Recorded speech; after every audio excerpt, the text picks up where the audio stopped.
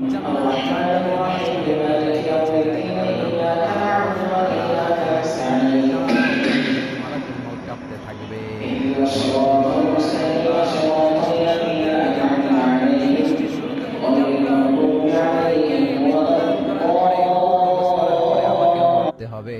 তাহলে এই কঠিন দায়িত্বের ব্যাপারে আপনার কাছে ক্ষমা চাইতাম। আজকে আমারও যে ভাগ্য বরণ করে নিতে হবে সৃষ্টির শুরুতে, আমি এটা কল্পনাই করতে পারি নাই। আল্লাহ বলবেন, নো টক, মুত ইয়া মালাকাল মাউত, মরে যা, মুত মরে যাও।